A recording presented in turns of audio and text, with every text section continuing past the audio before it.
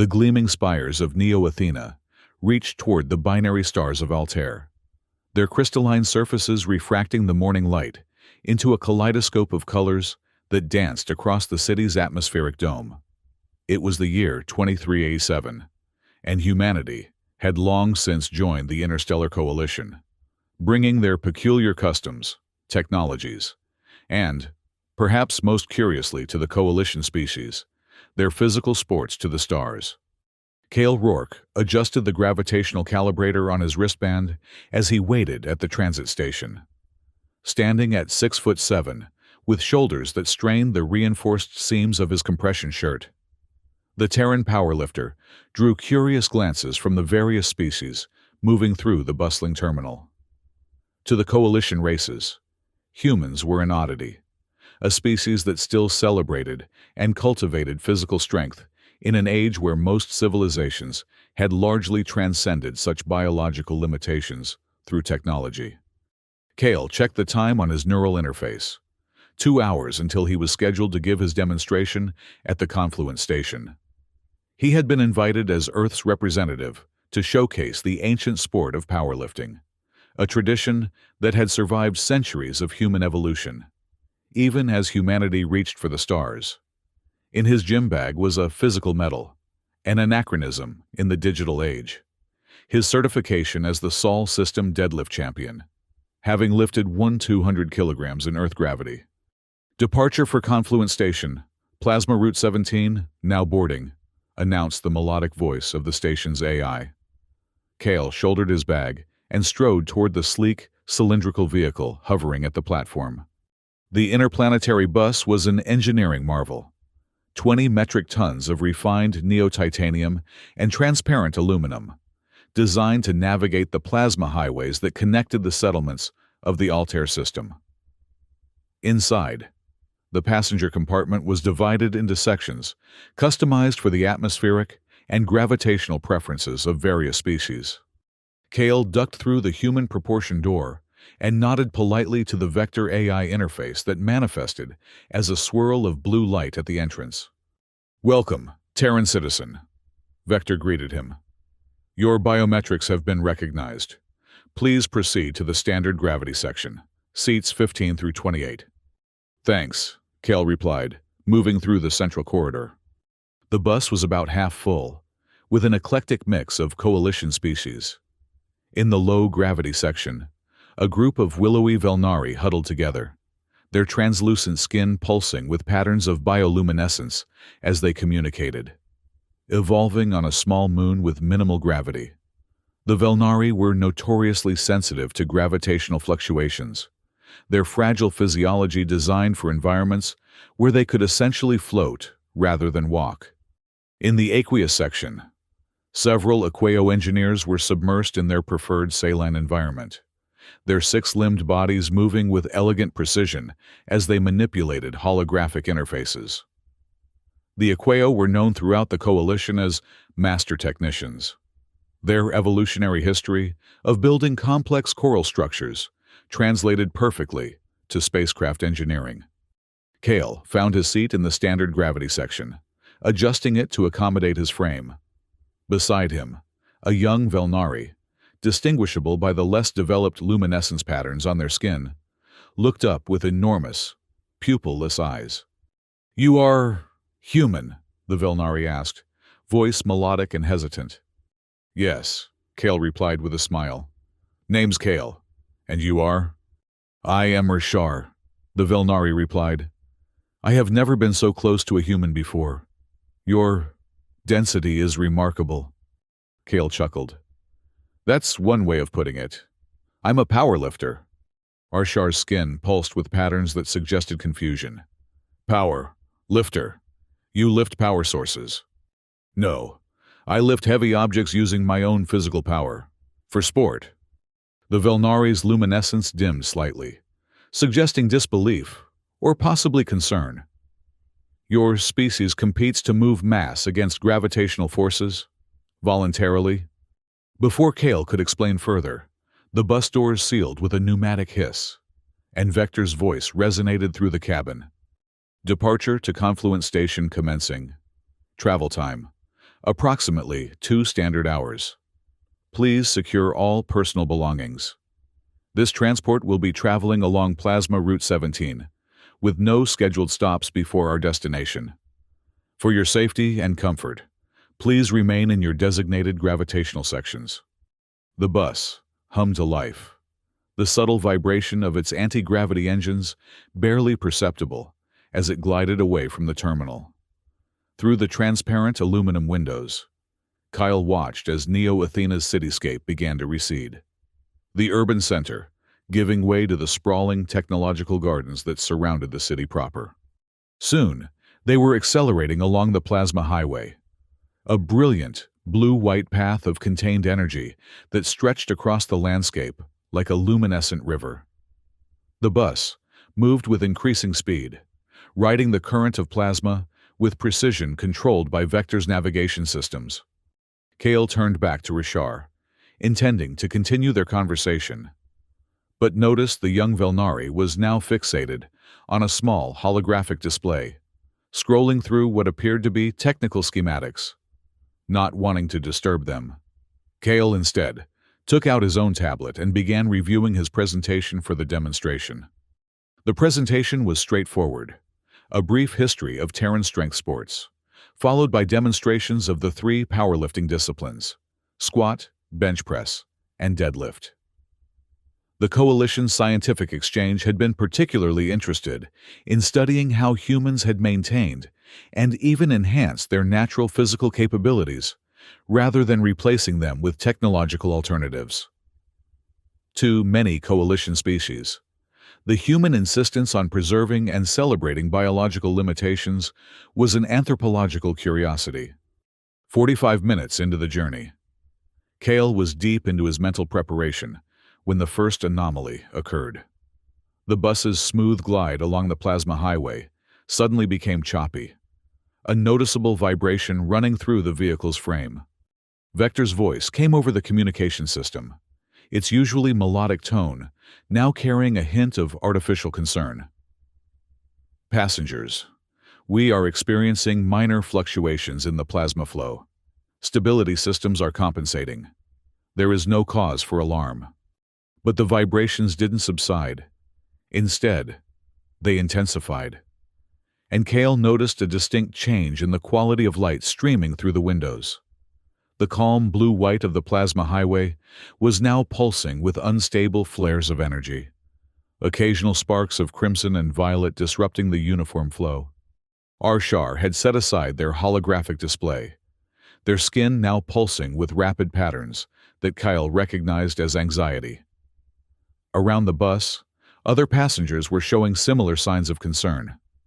The Aqueo engineers had emerged from their fluid interfaces, their limbs moving in agitated patterns as they conferred among themselves. "What's happening?" Kale asked Rishar, who seemed more attuned to the technical aspects of their situation. "The plasma flow is destabilizing," Rishar replied, voice quavering slightly. "This should not be possible. The highways are maintained by automated systems with redundancies." The bus lurched suddenly, throwing several passengers against their restraints. The lighting inside the cabin flickered, and Vector's blue interface manifestation at the front of the bus became fragmented, pixelating into distorted patterns. System anomaly detected," Vector announced, its voice now disjointed. "Recalibrating navigation parameters. Please remain in your designated sections while we—" The announcement cut off abruptly, replaced by a burst of static. Through the windows, Kale could see they were veering off the main Plasma Highway. The bus, now following a divergent path that curved down toward a densely populated residential district of prefabricated habitat modules. "We're off course," he said, stating the obvious but feeling the need to verbalize the growing danger. Arshar's luminescence had dimmed to almost nothing, a sign of extreme distress in Velnari physiology. "The Vector AI has lost control. If we continue on this trajectory, we will impact the habitation zone." The realization rippled through the passenger cabin. In the low-gravity section, the Velnari passengers were now emitting high-pitched tones of alarm, their fragile bodies pressed against the furthest walls from the windows, as if trying to distance themselves from the disaster unfolding outside. An Aqueo engineer detached from the group and moved with surprising speed through the central corridor, making her way to the front of the bus, where Vector's fragmented interface flickered erratically. Her 6 limbs moved with precise coordination as she attempted to access the manual override controls. "The system is locked in a feedback loop," she called back to the other passengers, her voice carrying the peculiar resonance of the Aqueo. "Vector has been compromised, possibly a viral infiltration of the navigation protocols." Kale unbuckled his restraint and stood, bracing himself against the increasingly violent motions of the vehicle. "What can we do?" he called to the Aqueo engineer.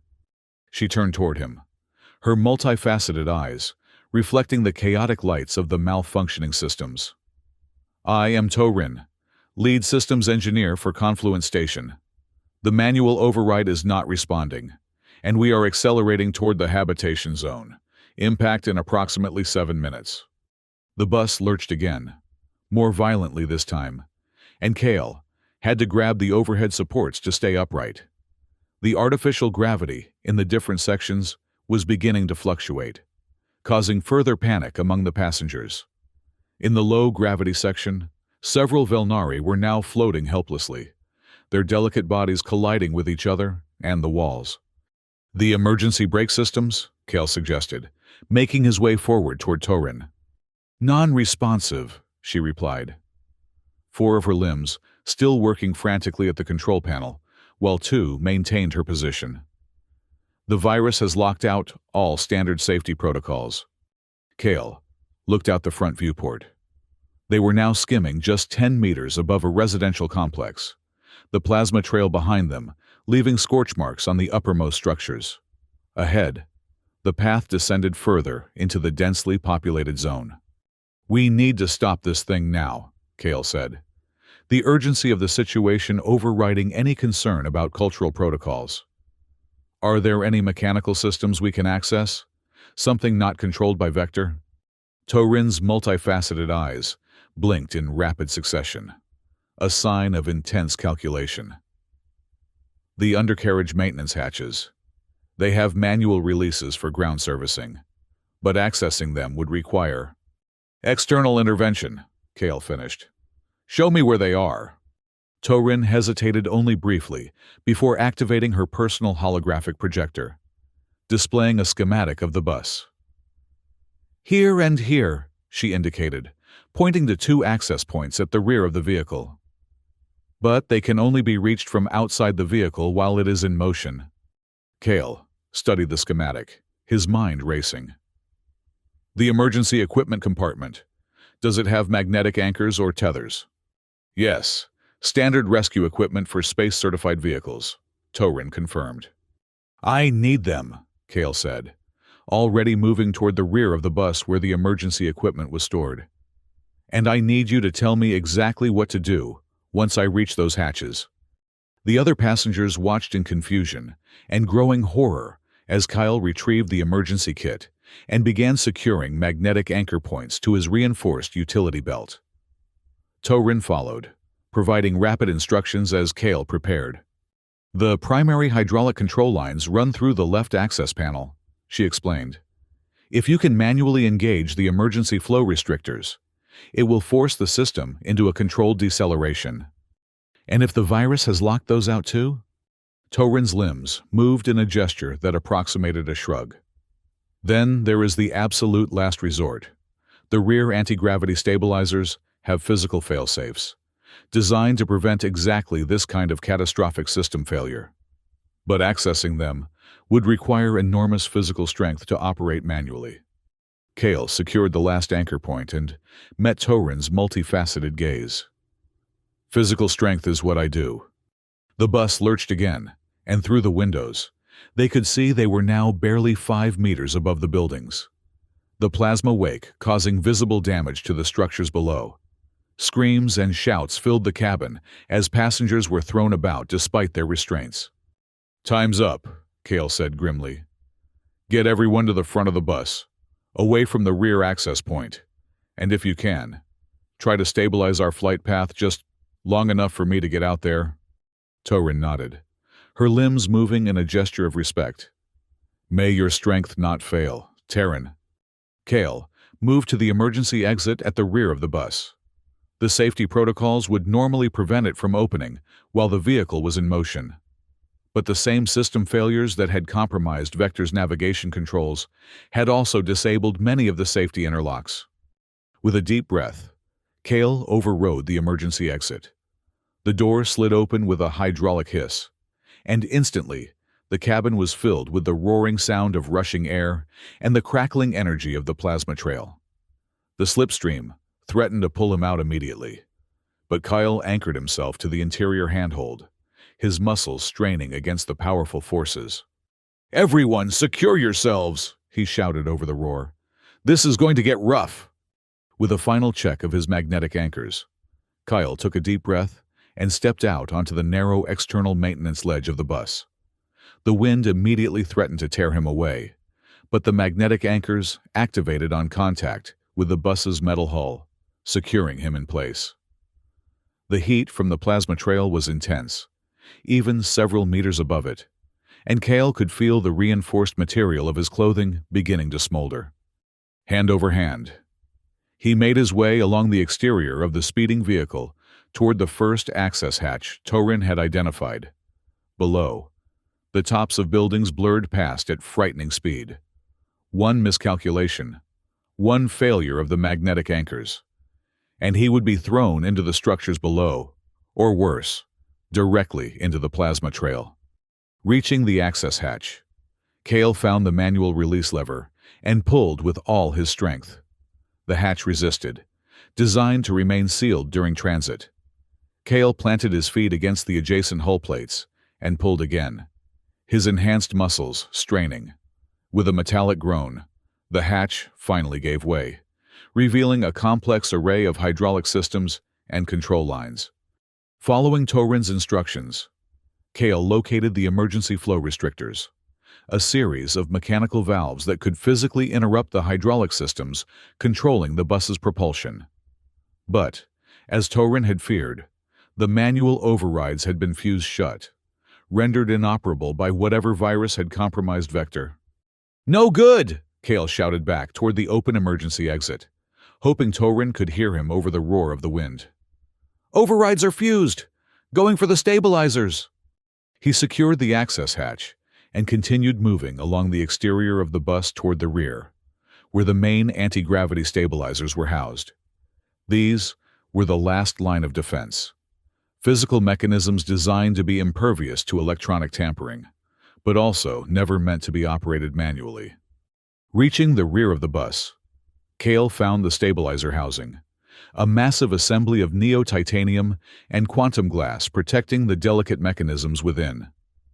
There was no access hatch here, only an emergency release meant to be used when the vehicle was stationary and powered down. Kale examined the release mechanism. It was a simple physical lever, but designed to be operated by maintenance robots or with specialized tools, not by hand. And it was positioned in such a way that reaching it while maintaining his hold on the bus would be impossible. He made a split-second decision, detaching 2 of his magnetic anchors. Kale repositioned them to secure his legs to the hull, freeing his hands.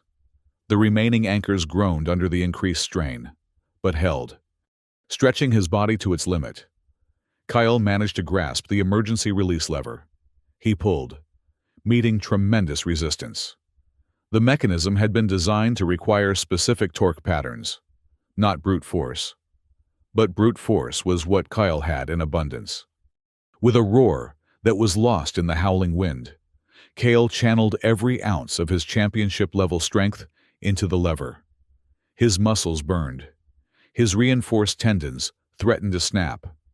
But slowly, agonizingly, the lever began to move. Inside the bus, the passengers watched in terrified fascination as the external cameras showed the massive human hanging from the back of the vehicle. His body contorted as he fought against mechanical systems designed to resist precisely this kind of interference.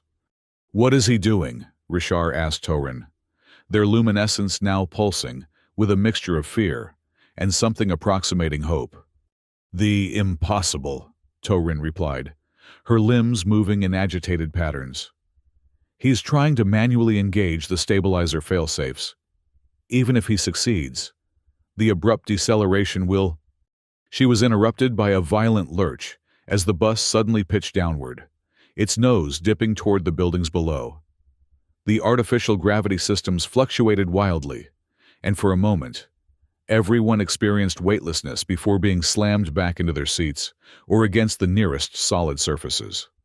Outside, Cale felt the shift and nearly lost his grip on the emergency lever.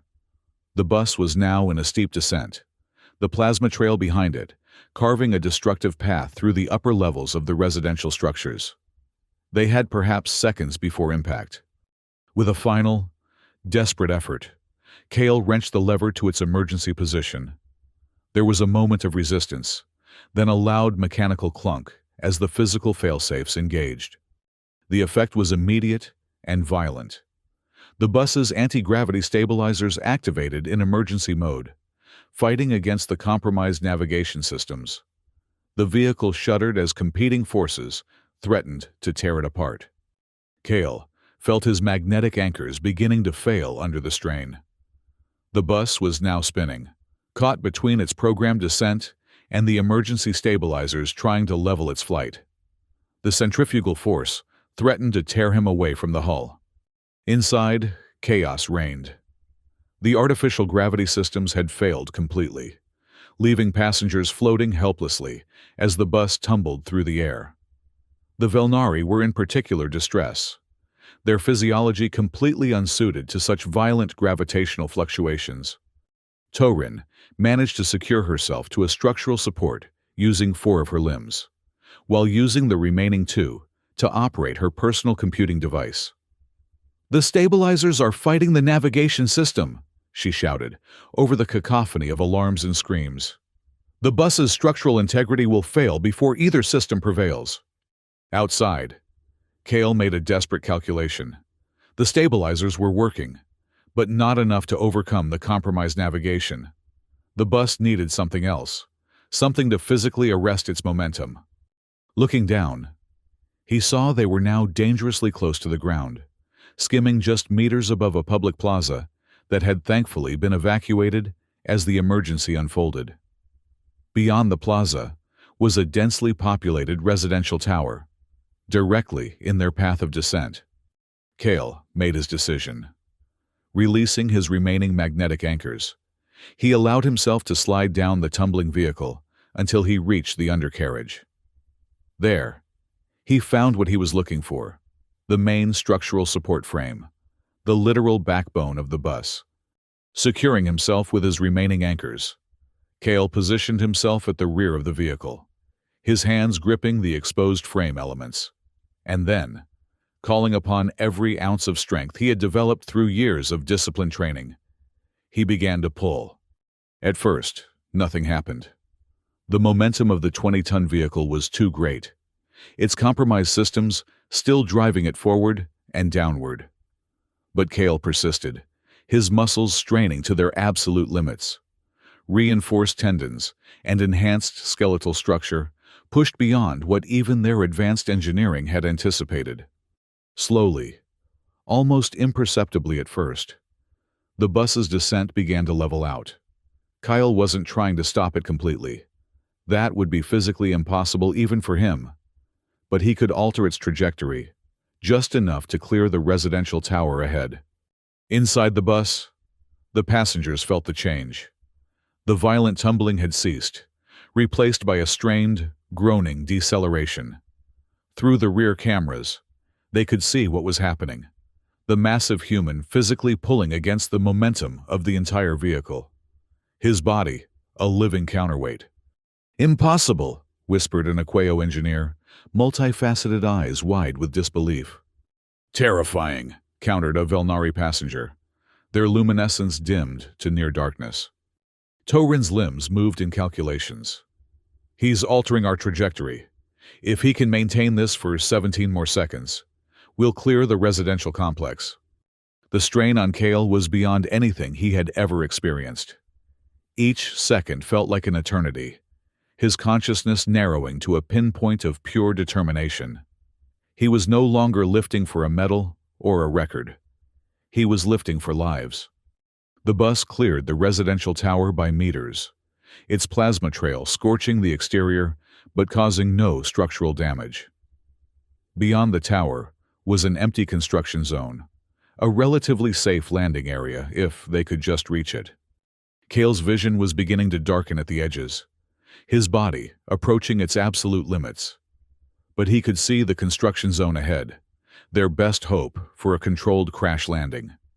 With a final surge of effort, he adjusted his grip and pulled downward, aiming to bring the bus's nose up just enough for a survivable impact.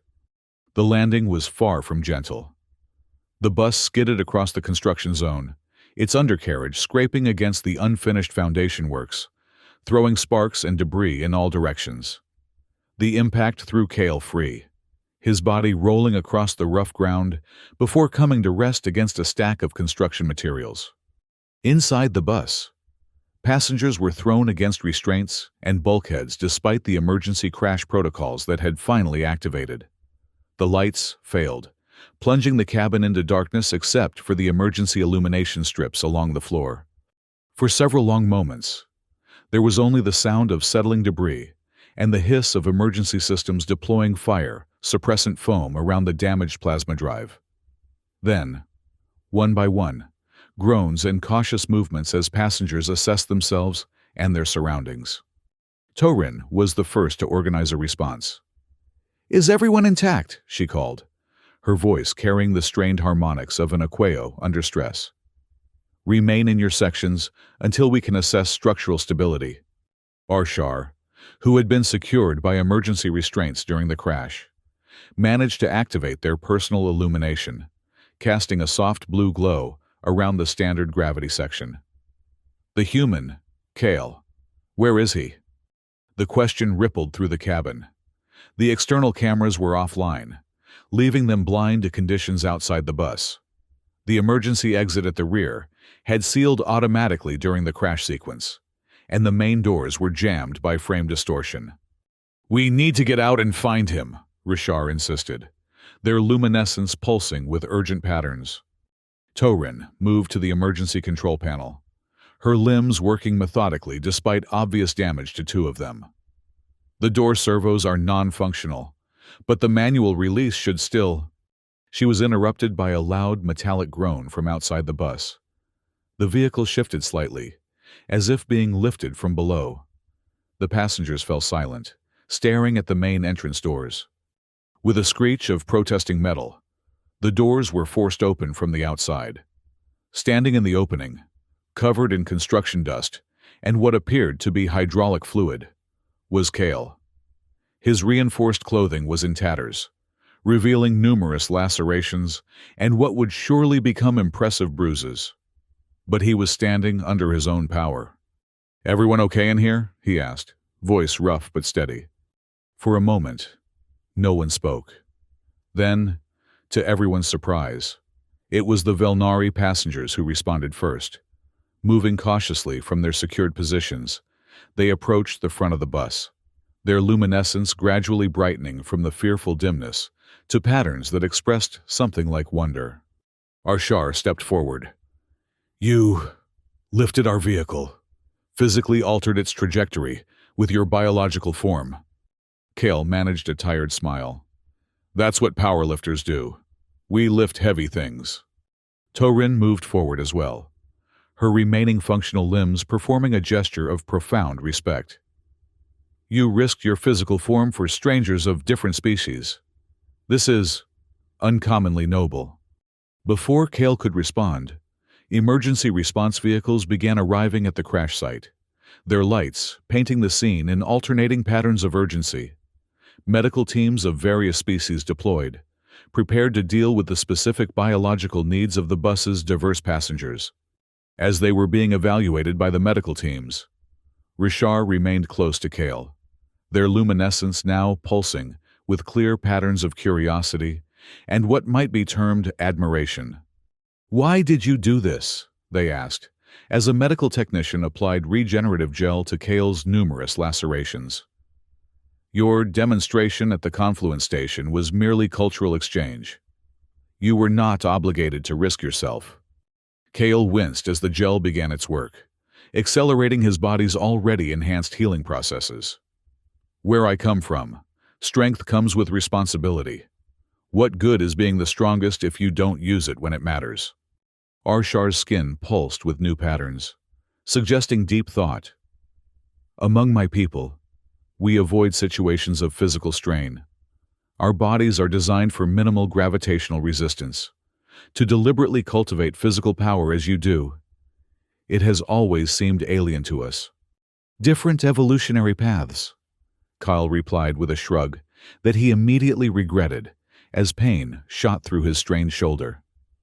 "Humans come from a high-gravity world with predators and environmental challenges.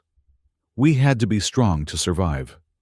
"But you no longer need such strength for survival," Rishar pointed out. "Your species has technology comparable to ours now." Kale considered this. "True, but some traditions are worth preserving, even when they're no longer strictly necessary. They connect us to our history, remind us of what we're capable of." Their conversation was interrupted as a senior emergency coordinator approached, accompanied by Terran and several official-looking representatives from the Neo-Athena Governance Council. "Kale Rourke," the coordinator began. "Preliminary analysis indicates that your actions today prevented a major disaster. The Vector AI was compromised by a sophisticated virus that appears to have targeted specifically this route and time." Kale frowned. "You're saying this wasn't an accident?" The coordinator exchanged glances with the council representatives before continuing. "The investigation is ongoing, but initial findings suggest deliberate interference. There are elements within the coalition who are resistant to Terran integration. This may have been an attempt to disrupt your cultural demonstration and sow distrust." Torin's limbs moved in a pattern indicating agreement. "The virus was highly specialized, designed to bypass standard security protocols while appearing as a random system failure. Without your intervention, Terran, the casualties would have been significant. And politically damaging," added a council representative. "A Terran cultural ambassador involved in a tragic accident with multiple coalition casualties. It would have set back diplomatic relations significantly." Kale absorbed this information, his expression hardening. "So, someone was willing to kill innocent people just to keep humans marginalized in the coalition?" "Xenophobia exists in all species," the coordinator replied diplomatically. "But what matters today is that their plan failed, thanks to your actions." Arshar, who had been listening intently, suddenly emitted a pulse of illumination that drew everyone's attention. "My parent is the lead security architect for Vector Transit Systems," they said, voice uncharacteristically firm for a Velnari. "I recognize patterns in this virus code from previous attempts. I can provide access to comparative data that may help identify the source." The revelation created a stir among the officials, and Rishar was quickly escorted to confer with the cybersecurity team that had arrived to analyze Vector's compromised systems. Left alone momentarily, Kale found himself approached by an elegantly dressed representative from the Interstellar Athletic Commission. "Mr. Rourke," the representative began, "while today's demonstration at the Confluence Station will obviously need to be rescheduled, your actions have provided a far more compelling showcase of Terran physical capabilities than any controlled environment could have." Kale raised an eyebrow. "I'm not sure I follow." "The incident was broadcast live through the bus's emergency channels," the representative explained. "Millions across the Altair system witnessed your extraordinary feat of strength. The Commission would like to offer you a position as a permanent athletic ambassador to the Coalition worlds." "Ambassador?" Kale repeated, surprised. "I'm just an athlete, not a diplomat." "Sometimes the most effective diplomacy isn't conducted through words," the representative replied. "Your actions spoke volumes about humanity's potential contributions to the Coalition. Physical strength combined with self-sacrifice and quick thinking. These are qualities that transcend species boundaries. Before Kale could formulate a response, a commotion near the cybersecurity team drew their attention. Rishar was gesturing excitedly, their luminescence pulsing with patterns that suggested breakthrough or discovery. Terran detached from the group and approached Kale and the commission representative. "They've identified the virus signature," she reported. "It matches known patterns associated with the isolation movement, a fringe political group opposed to continued expansion of the coalition." "Terrorists," the commission representative clarified, noticing Kale's confusion. "They particularly oppose Terran integration," Terran continued. "Your species' adaptability and physical capabilities represent a disruption to established power structures within the coalition." Kale absorbed this, his expression thoughtful. "So my lifting heavy things scares them that much?" "It is not merely the lifting," Terran replied, her limbs moving in a gesture that approximated amusement. "It is what your strength represents, a different evolutionary approach that challenges assumptions about how intelligent species should develop. Many coalition races chose to minimize physical adaptations in favor of technological or cognitive specialization. Humans maintained a more balanced approach. And now that balance has saved lives," the commission representative added. "Which brings us back to my offer. The coalition needs visible representatives of Earth's unique contributions. Your demonstration today, however unplanned, has already begun changing perceptions." Kyle looked around at the crash site, where medical teams were still tending to passengers, and structural engineers were assessing the damaged bus. Among them, he noticed Rishar and several other Velnari watching him, with their luminescence pulsing in patterns he now recognized as admiration or curiosity. "If I accept this ambassador position," Kale said slowly, "I want to do more than just lift heavy objects for show. I want to understand the concerns that drive groups like this isolation movement, address them directly." "That would be unprecedented," the representative admitted. "Athletic ambassadors typically focus solely on cultural exchange through sport." "Then, let's set a new precedent," Kale replied firmly. "Strength isn't just about moving mass against gravity. It's about facing challenges directly, whether they're physical or political." Terran's limbs moved in a pattern indicating strong approval. "The Aqueo would support such an expanded role. Your actions today have earned you the right to speak on matters beyond mere athletic demonstration." The commission representative appeared thoughtful, then nodded. "I'll present your conditions to the commission. Given today's events, I suspect they'll be receptive." Their conversation was interrupted by the approach of Rishar, who had apparently concluded their consultation with the cybersecurity team. "The investigation will continue," they reported, "but they have enough information now to strengthen protections against similar attacks." Their luminescence shifted to patterns Kale hadn't seen before.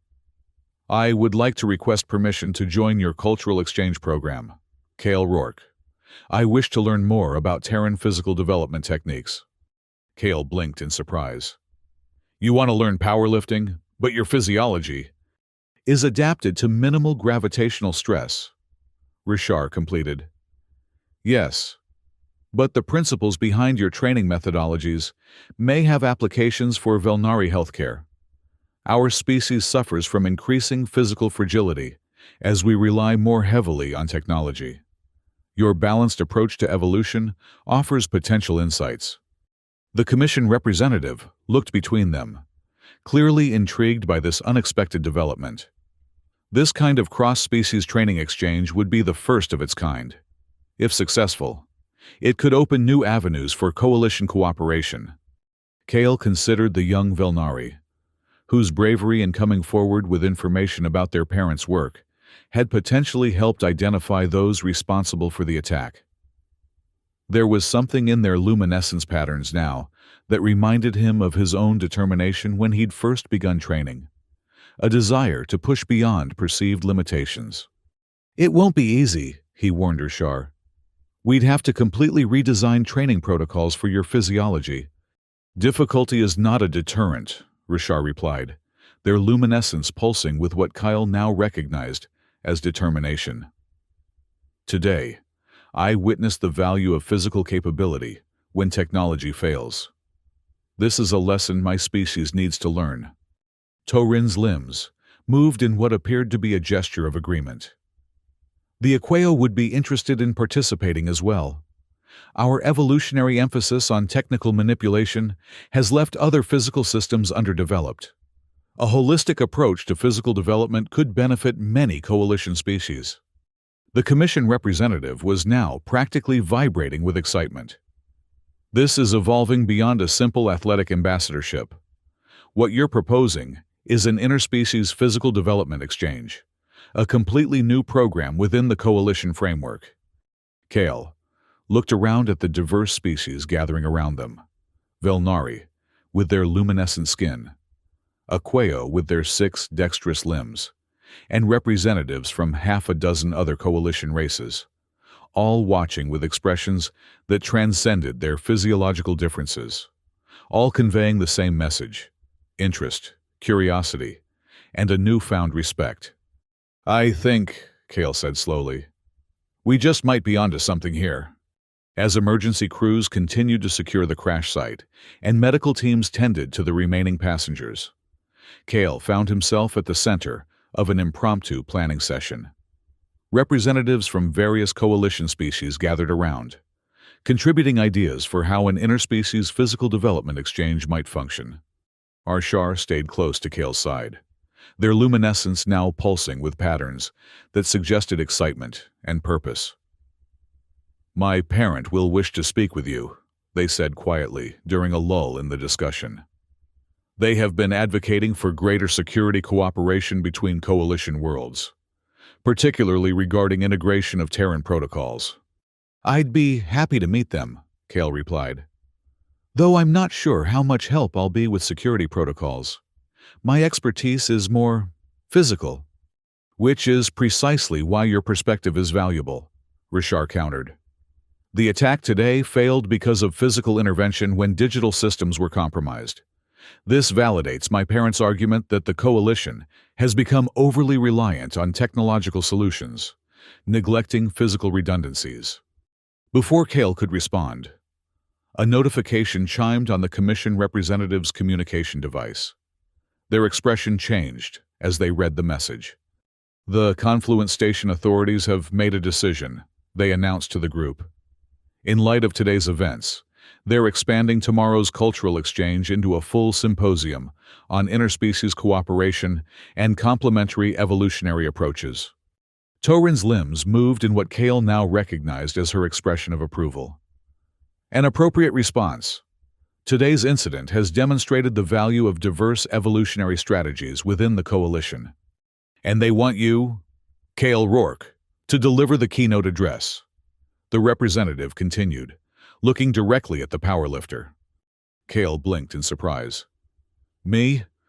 I'm not a diplomat or a scientist. I just lift heavy things. Today you lifted more than weight, Rishar said, their luminescence pulsing with emphasis. You lifted perceptions. Around them, representatives from the various coalition species nodded or made their own gestural indicators of agreement. As medical teams finally cleared Kale to leave the crash site, he found himself escorted not to a hospital for further evaluation, as he'd expected, but to one of Neo Athena's most prestigious diplomatic residences. Apparently, the simple cultural demonstration he'd been invited to perform had evolved into something far more significant in the wake of the day's events. The dwelling was designed to accommodate the environmental needs of multiple species, with sections varying in gravity, atmospheric composition, and lighting. Kale was shown to the standard gravity section, which had been hastily modified to accommodate his larger Terran frame. The Governance Council will meet with you in the morning before the symposium, his guide informed him. They wish to discuss the formation of the Interspecies Physical Development Exchange Program in more detail. Left alone, Kale finally had a moment to process the day's events. His body ached from the extraordinary exertion and the crash aftermath, despite the advanced regenerative treatments he'd received. He examined his hands, noting the deep pressure marks where he'd gripped the bus's structural frame, marks that would surely become proud calluses, adding to those already earned through years of training. A soft chime indicated someone at his door. Opening it, he found Rashar waiting, their luminescence now dim to a restful glow. "I apologize for the intrusion," they said, "but I wish to ensure you were adequately accommodated.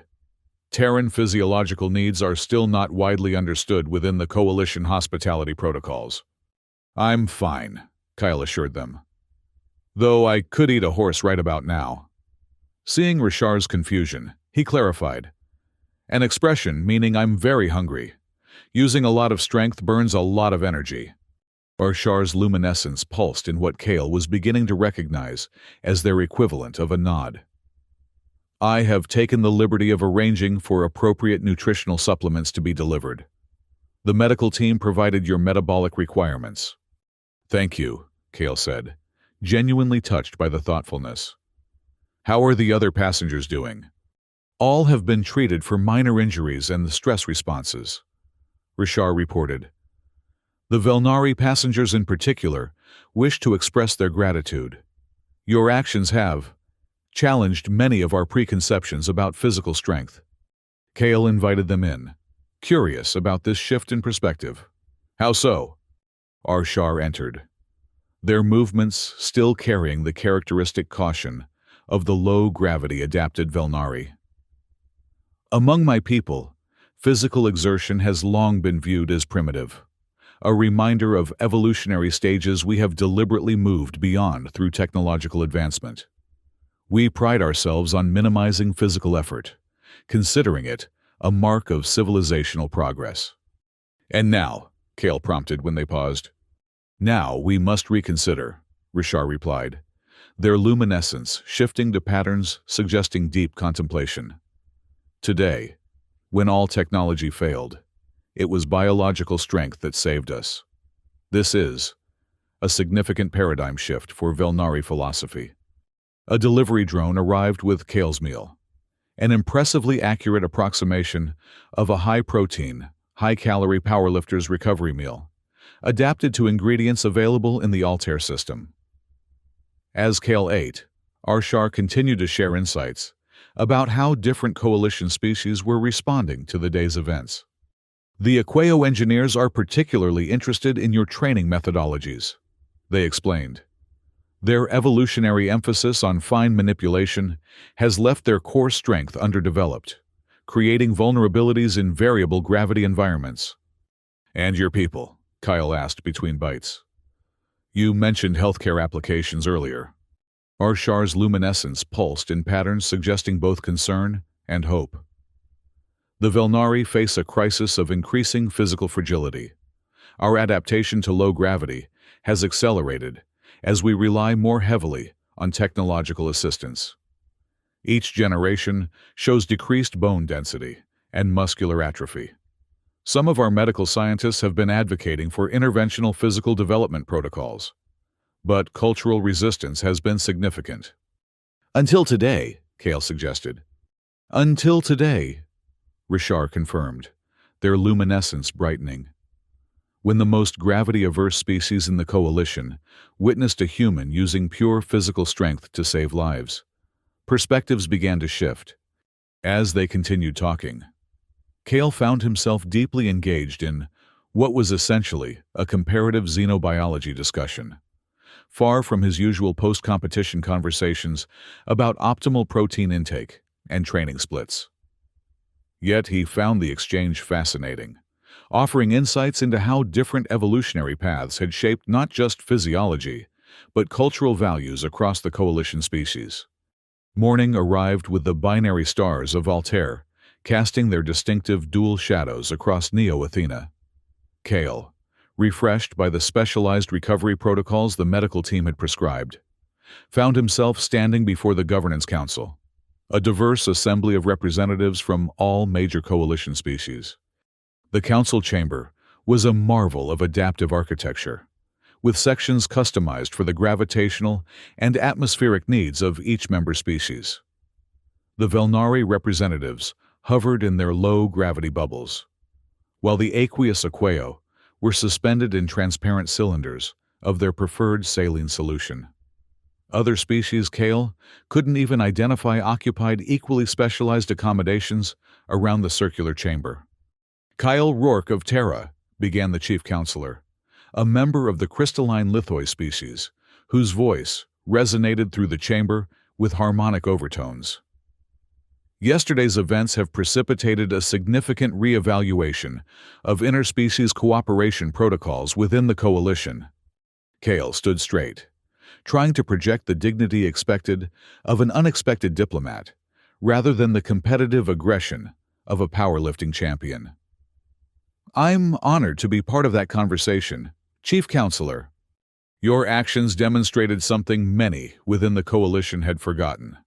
The counselor continued, facets shifting to catch the light in patterns that conveyed formal approval. That evolutionary diversity is not merely to be tolerated, but celebrated and utilized. Each species' unique adaptations contribute to our collective resilience. Around the chamber, representatives made their species-specific gestures of agreement. Kale noticed Orishar among the junior Velnari representatives, their luminescence pulsing with what he now recognized as pride. The proposed interspecies physical development exchange has been approved, announced the counselor, creating a ripple of response throughout the chamber. With you, Kale Rourke, as its founding director. Kale blinked in surprise. Director? I'm not sure I'm qualified for an administrative position. I'm an athlete, not a— You misunderstand, interrupted an aqueo counselor, her 6 limbs moving in precise patterns that emphasized her words. This is not merely an administrative role.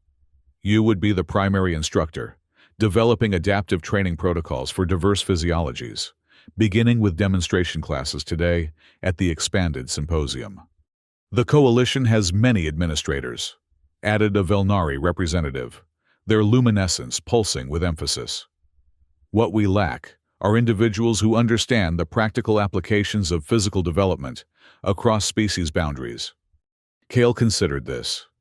His original invitation had been for a simple demonstration. Lift some heavy weights, explain the sport's history, answer a few questions, and return to Earth. Now he was being offered a position that would keep him in the Altair system indefinitely, pioneering an entirely new field of interspecies physical training. I'd need resources, he said finally. Adaptive equipment, medical monitoring systems, physiological databases for each participating species. All will be provided, the chief counselor assured him. The Governance Council recognizes the potential significance of this program, both for public safety and for diplomatic relations. Then I accept, Kale said firmly, on one condition. The council representatives shifted, some making gestures of surprise or curiosity. State your condition, the chief counselor invited. That Arshar be appointed as co-director, Kyle said, nodding toward the young Velnari. Their insight into both the technical aspects of coalition systems and the cultural perspectives of gravity-averse species will be invaluable. Arshar's luminescence flared with surprise, patterns cycling rapidly through what Kyle assumed were expressions of shock, honor, and perhaps a touch of anxiety. The council members conferred briefly among themselves before the chief counselor responded. An unconventional suggestion, but fitting for an unconventional program. Approved. With the council's decision made, events moved with startling speed. Kale found himself transported to the Confluence Station, which had been hurriedly reconfigured from a simple demonstration venue to an immersive symposium space. Multiple adaptive environments had been constructed to accommodate the physical training needs of different species, all centered around a main presentation stage. They've been working all night, Rishar explained, as they showed Kale around the facility. Their luminescence pulsed with excitement, barely contained within their usually reserved Velnari demeanor. News of yesterday's incident has spread throughout the coalition. Attendance requests have exceeded capacity by 300%. No pressure, Kyle muttered, surveying the enormous venue where he would soon be expected to articulate a vision for interspecies physical development, a field that hadn't existed until yesterday. Terran approached, her 6 limbs moving with characteristic Aqueo precision as she manipulated a holographic display. The physiological monitoring systems are calibrated for 17 major coalition species, she reported. And the adaptive training equipment can adjust to accommodate structural variations within each species group. Thanks, Kale said, genuinely impressed by the speed with which the technical infrastructure had been assembled. Have you decided to join the program officially? I have been reassigned as technical director, Terran replied, her limbs moving in what Kale now recognized as her expression of satisfaction. My experience with cross-species engineering applications was deemed relevant to the program's objectives. As the appointed time approached, the symposium spaces began filling with representatives from across the coalition species. Kale observed the diversity with amazement. Floating Velnari, 6-limbed Aqueo, crystalline Lithoi, and dozens of other species he couldn't even name, all gathered to learn about physical development techniques pioneered by humans. It's time, Rishar said, their luminescence pulsing with encouragement. Are you prepared? Kale took a deep breath, centering himself as he would before a major competition. As ready as I'll ever be. As he stepped onto the presentation stage, the assembled crowd fell silent, all attention focused on the human whose unexpected feat of strength had captured the coalition's imagination. Through the transparent dome of the confluence station, the binary stars of Altair cast their distinctive dual light across the gathering, symbolic of the diverse evolutionary paths represented. Yesterday, Kale began, his voice carrying clearly through the adaptive acoustics of the venue. I was scheduled to demonstrate the Terran sport of powerlifting, to show you how humans have maintained and celebrated physical strength, even as we've advanced technologically. He paused, looking out at the diverse assembly. Instead, circumstances provided a much more meaningful demonstration, not just of physical strength, but of how evolutionary diversity creates resilience. When technological systems failed, biological adaptations prevailed. Around the room, representatives made their species-specific gestures of agreement or understanding. The interspecies physical development exchange isn't about making Velnari into powerlifters or teaching Aqueo to deadlift. Kyle continued, nodding toward representatives of both species. It's about recognizing that each of our species has evolved unique physical capabilities, and that by understanding and developing these capabilities, rather than surrendering them to technological dependencies, we create a more resilient coalition. As he spoke, holographic displays activated around the symposium space, showing adaptive training techniques specifically designed for various coalition physiologies. Velnari performing modified resistance exercises in their low-gravity environment. Aqueo engaged in core-strengthening movements that complemented their natural dexterity. Lithoi in specialized crystalline reinforcement protocols. Today marks the beginning of a new approach to interspecies cooperation, Kale concluded, one that celebrates our biological diversity rather than attempting to technologically homogenize it. I invite all of you to join us in exploring what our bodies, in all their evolutionary variety, can achieve when properly developed and respected. The response was immediate and enthusiastic, with representatives from across the coalition species indicating their support and interest. What had begun as a simple cultural demonstration had evolved into something far more significant, a movement that promised to reshape how the diverse species of the coalition viewed their own physicality. As the formal presentation concluded, and attendees moved into the adaptive training zones to experience the customized physical development protocols firsthand, Kale found himself approached by a distinguished Velnari, whose luminescence patterns suggested both authority and curiosity. My offspring speaks highly of you, the Velnari said. And Kyle realized this must be Arshar's parent, the security architect they had mentioned. They believe your actions yesterday represent a paradigm shift for Coalition security protocols. I just did what needed doing, Kale replied modestly. But I'm interested in your work on security integration. The security architect's luminescence pulsed with patterns, suggesting appreciation. For too long, the Coalition has relied exclusively on digital safeguards, neglecting physical redundancies. Yesterday's incident demonstrates the vulnerability of this approach and the value of maintaining physical capabilities alongside technological advancement, Kale added. Precisely, the architect agreed, their luminescence brightening. Which is why I believe your program has implications far beyond cultural exchange or personal development. It represents a fundamental reassessment of how we approach resilience within the Coalition. Their conversation was interrupted by the approach of Rashar and Terran, both showing signs of excitement in their species-specific ways. The initial response exceeds all projections, Rashar reported, their luminescence pulsing rapidly. Representatives from 27 species have already registered for the full training program. And the adaptive equipment is performing beyond specifications, Terran added, her limbs moving in patterns of satisfaction. The Velnari participants are showing particular enthusiasm for the gravitational acclimation protocols. Kale looked around at the symposium space, where beings from across the Coalition were engaging with the physical development stations. Their diverse physiologies, all pursuing the common goal of greater physical capability and resilience. What had begun as a simple demonstration of Terran powerlifting had evolved into something far more profound. A movement toward a more balanced relationship between biological capability and technological advancement across species boundaries. As he watched a group of Velnari cautiously experiencing incrementally increased gravity in their adaptive training pod, their luminescence pulsing with a mixture of anxiety and determination, Kale felt a profound sense of purpose.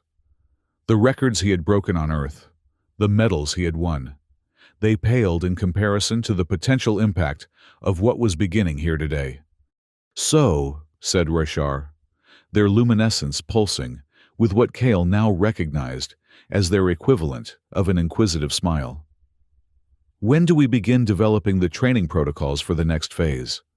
Kale grinned, already mentally designing adaptive exercises for the unique physiologies of his new students.